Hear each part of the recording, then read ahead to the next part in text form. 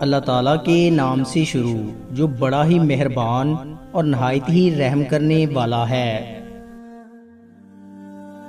ایک جسم فروش عورت تھی، اسے ایک مرد ملا جو بہت ہی امیر کبیر تھا۔ وہ کوئی نیکی کرنا چاہتا تھا، بہت بڑی نیکی۔ اس مرد نے اس کا ہاتھ پکڑا اور اسے غلاظت سے باہر نکالا، بڑی محبت سے اس کے ساتھ شادی کی، عزت دی، گھر دیا، اور پھر کچھ عرصے بعد جب اس کا مرد کرپشن کے الزام میں پکڑا گیا تو وہ حوالات میں ملنے گئی اور آہستگی سے بولی، حرام ہی کھلانا تھا تو میری کمائی میں کیا برائی تھی۔ مرد جب کسی عورت سے عشق کرتا ہے تو وہ کبھی پیچھے نہیں ہٹتا، کم بخت اپنی جان قربان کر دے گا مگر اپنی محبوبہ کو ذرا سی بھی آنچ نہیں آنے دے گا۔ کمزور لمحوں میں تسلی کے دو الفاظ بولنے والا دل کے بہت قریب ہو جاتا ہے۔ دنیا میں اگر کوئی قابل بھروسہ ہے تو وہ آپ کی اپنی ذات اور آسمان پہ وہ رب ہے۔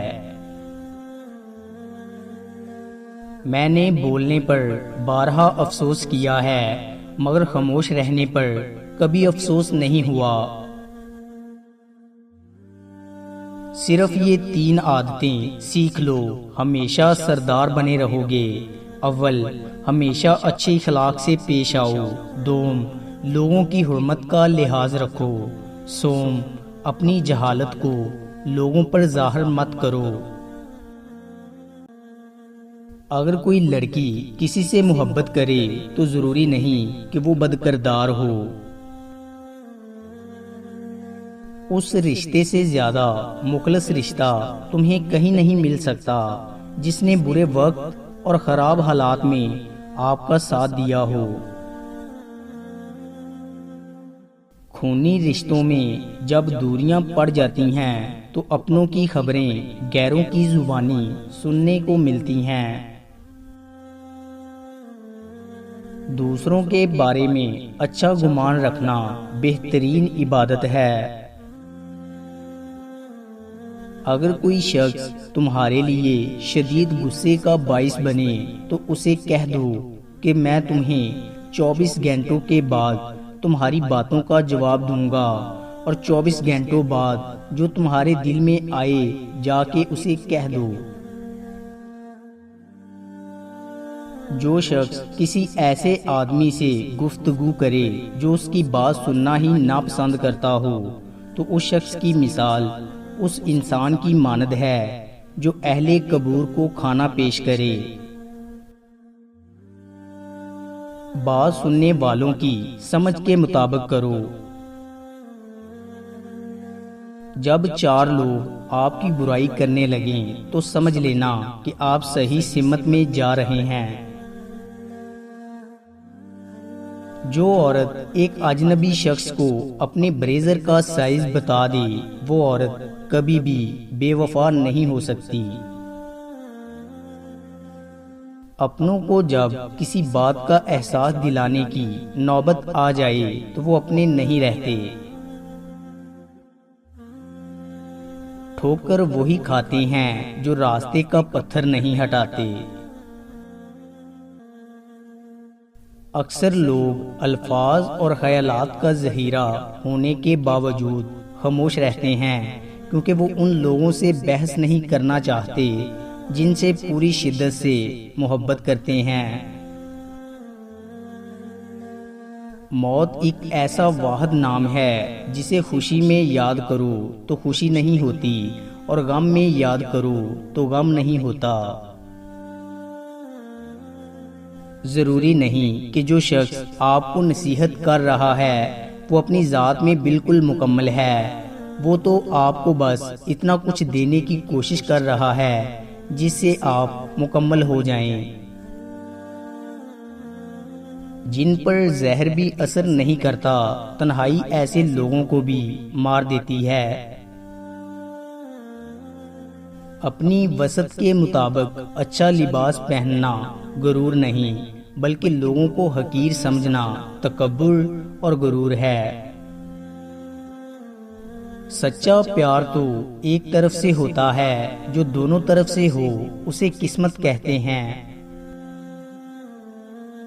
زندگی میں کی گئی چھوٹی چھوٹی خیانتوں کی بڑی بڑی قیمتیں ادا کرنا پڑتی ہیں، اس سے دل ویران اور ضمیر باری ہو جاتے ہیں۔